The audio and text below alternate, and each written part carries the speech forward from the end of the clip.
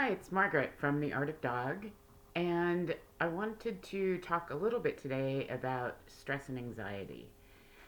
And it might surprise you that I'm actually not going to talk about dogs and their stress and anxiety as much as I'm going to talk about us, about pet owners, and how our stress and anxiety can have an effect on our companion animals.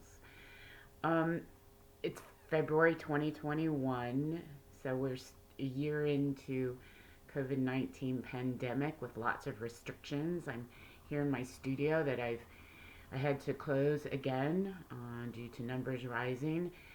And so that means not only do my clients, both human and animal, miss out on grounding, healing experiences here in the space, but I do too. And I really do miss it, and I can't wait to reopen, which I will be doing shortly. Because what I've been seeing a lot in my own animal and in the other people's animals is that the stress that we experience, it has such a big effect, and it's becoming so much more widespread during this pandemic because our pets are spending so much time around us, and also because we just can't help but be anxious because of all the social issues going on. So let me describe a couple different situations that you might feel are familiar for you. One is that we are having our own stress experiences, and so, many dogs will try and unburden you, right? They'll try and take that on for you. That's very, very common. And some of those dogs will appear to be really calm, but that's because they're trying to be calm for you. And believe it or not, it can affect their health over time. And another example is an animal who is having health issues, and we're worried about them. We're doing our best to care for them. Um, might be physical health issues or behavioral health issues. And we get really caught up in what their experience is and trying to monitor and guide and intervene for them. And sometimes we are actually doing more harm than good, to be honest, because we're forgetting how important it is for us to be grounded and calm in our caretaking.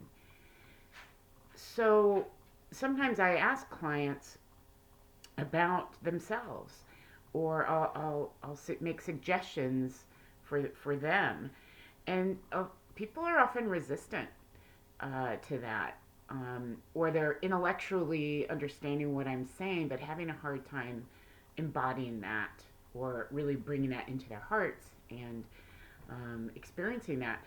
Because don't mean it at all in a judgmental way, not at all. It's just for us to recognize how our own behavior affects our animals' health and behavior. And sometimes we really need to step back and separate a little bit. Sometimes we get a little like this with our pets, right? Because that's why we love them. And for some dogs, that's a big part of their job.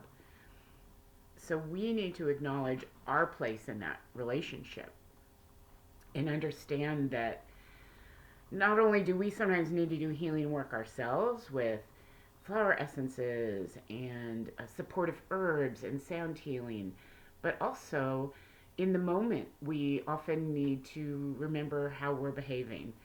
Dogs are extremely sensitive to breathing patterns. If we're holding our breath, breathing shallow, tight, they absolutely notice that.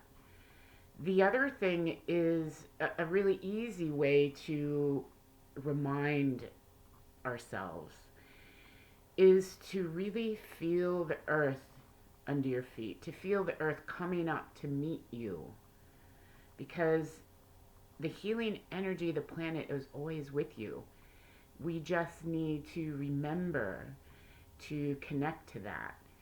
And taking a few moments to think of that, to think of your feet touching the earth, bringing that energy up, taking some long, relaxing breaths, and sinking into our feet, that grounding that we can do for ourselves helps our dogs relax, helps us see more clearly the situation that we're in, so that we can recognize that and change that pattern.